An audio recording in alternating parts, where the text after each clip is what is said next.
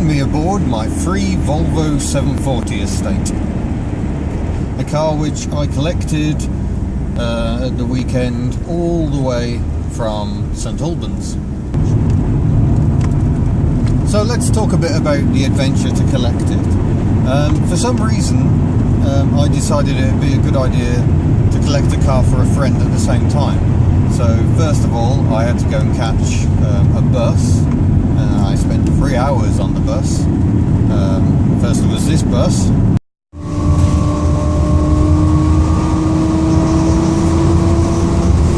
And then there was this one, which sounded very ropey indeed, blowing exhaust manifold.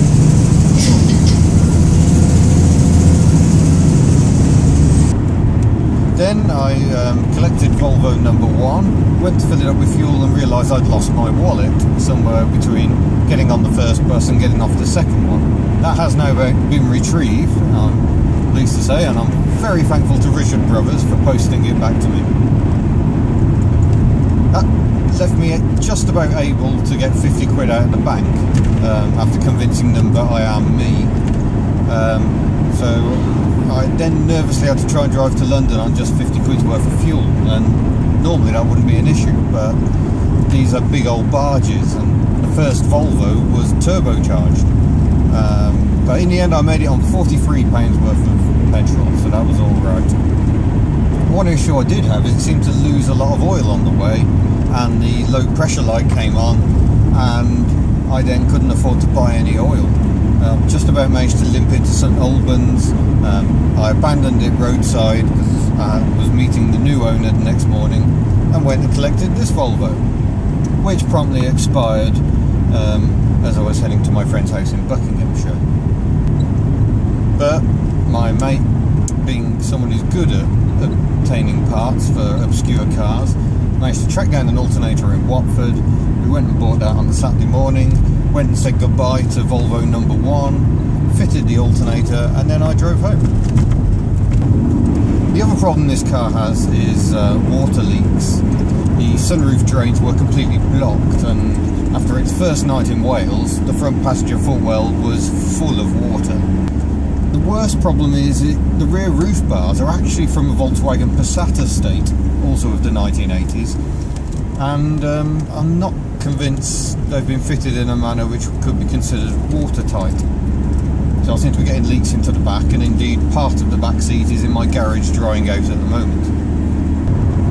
I must concede that the dampers are a little on the worn side as well, so it does bounce around a bit and is a little undignified, and some of the suspension pushes are clearly a bit tired as well.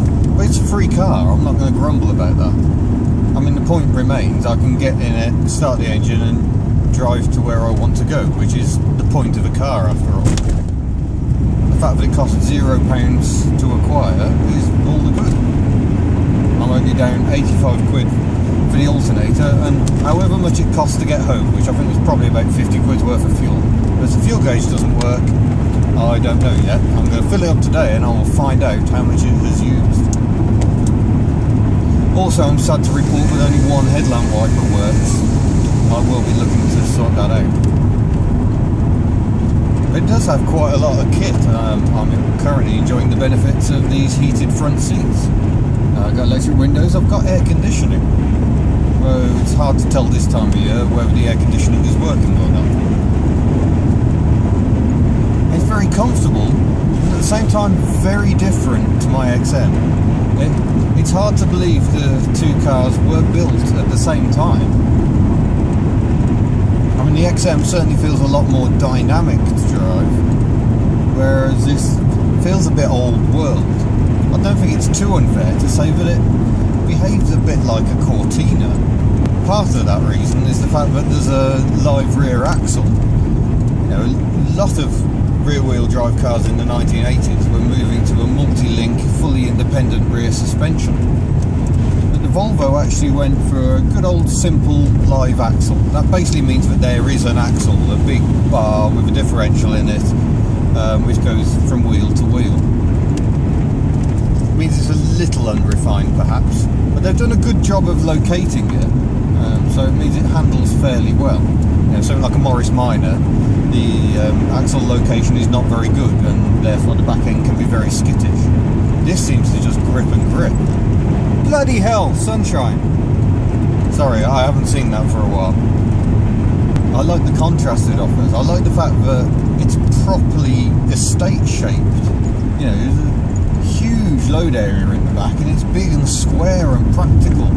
Not like these stupid, sporty, hold nothing type estates that seem to be all the rage today. I've no idea how many miles it's done, because it's a Volvo 740 and they very often break their millimetre and speedo gears. Everything's working at the moment and it shows 72,500 miles, but I struggle to believe that's all it's ever done. There have been some fantastic discoveries once I started looking around this car and exploring its various cubby holes. The best probably being this My Little Pony lunchbox, which contains an assortment of clips and bulbs. Unfortunately, in the cubby box the other side of the boot, I discovered quite a nasty hole. So it's definitely going to need tickling with a welder at some point. That's not really surprising, is it? I've just filled the tank, and it's not good news. 27 miles to the gallon. And the engine's pinking as well. You can hear it. You probably can't hear it on that, but I certainly can. So I think this engine needs a bit of TLC. I'm still not complaining for free. So there you go, another shonky old heap to join my fleet. Stay tuned to see what happens to this, and to see what I'm doing with my other vehicles over the winter. See you again. Ta-da.